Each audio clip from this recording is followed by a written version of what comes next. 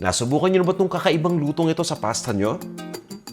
Sweet and spicy na at sobrang flavorful pa. Nakita ko online yung mga recipes ng Del Monte Weekend Pasta Discovery. Napaka-interesting. Hindi na nga ako makapag-antay na subukan to eh. Kaya nga ngayon, ora mismo, magluluto tayo ng isang kakaibang pasta dish. Ito yung tipong sa tingin ko, papatok sa panlasa ng mga anak ko. Bagay na bagay din yan na pang-weekend merienda. Sweet and spicy. Longganisa pasta. Let's see what's in my kitchen. Most of these are pantry staples. Chances are na meron na kayo nito. We've got spicy longganisa, red onion, garlic, and chili flakes. 4 na simpleng ingredients lang.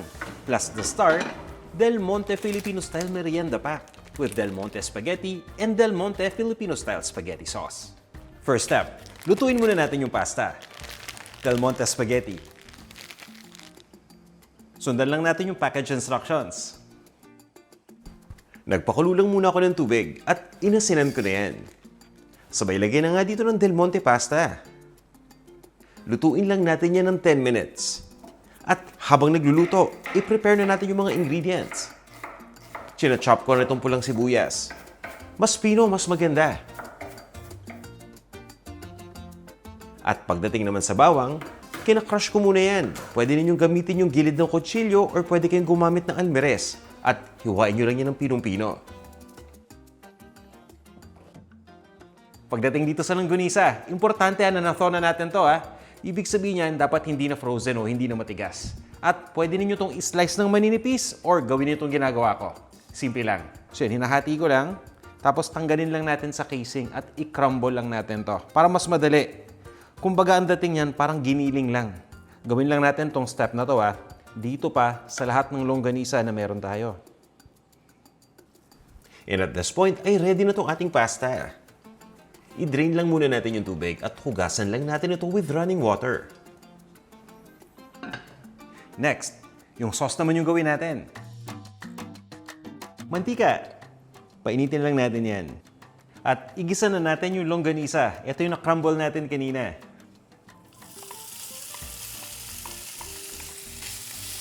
Pinapa-brown ko lang itong longganisa.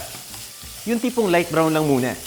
At habang niluluto, eto, subukan nating i-separate pa to sa isa't isa. Malasang malasa to, no? So ito yung magiging base ng ating pasta.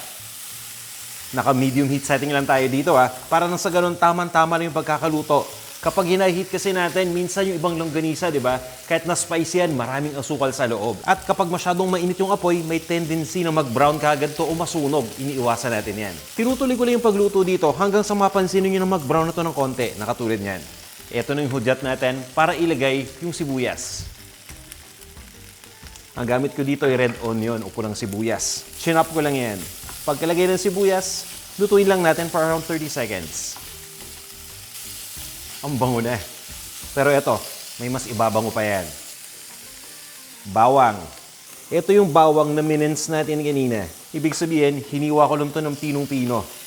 Pagkalagay ng bawang, since pino yung pagkakahiwa, haluin natin kagad. O, di ba? Mas bumabango na. Lutuin nyo lang for another 30 seconds ito. Next naman, yung chili flakes. Para talagang may sipa itong ating spaghetti. Ako, ang sarap nito. Sigurado ako magugustuhan to ng mga anak ko. Next, syempre, ang star ng ating show, Del Monte Filipino Style Spaghetti Sauce. Para sa akin, perfect na magka-partner itong Del Monte Filipino Style Spaghetti Sauce at spicy longganisa. May saktong tamis na, mas nagiging meaty at flavorful pa yung sauce. May konting sipa pa. Haluin lang natin. At dahil nga may sarap na to, ang panimpla natin simple lang. Asin at paminta na lang ilalagay natin dito. But for now, maglalagay muna ako ng konting tubig at isimmer lang muna natin ito for 10 minutes. Guys, ginagawa ko itong pag-simmer para kumapit talaga yung lasa ng longganisa at ibang mga ingredients natin dito sa ating spaghetti sauce. Para naman kapag tinikman natin, talaga naman mag-e-enjoy tayo sa sarap. Sobrang simple lang nito, di ba? O tara, timplahan na natin. Naglalagay lang ako dito ng ground black pepper at ng asin. Easy lang yan. At haluin lang nating mabuti. Last step na tayo. I-pour lang natin yung naluto natin na sweet and spicy longganisa sauce doon sa ating Del Monte spaghetti. Ito ang perfect na flavor combination. May sweet, spicy, at meaty pa. Talaga namang swak na swak yan sa panlasa ko. At para mas makumpleto, i-garnish pa natin yan ng chopped na green onions. O guys, nakita nyo naman, in about 15 minutes, meron ka ng sweet and spicy na longganisa pasta na ang dali lang gawin. Kanina pa ako nananakam, hindi na nga ako makapagantay kaya tara, tikman na natin to.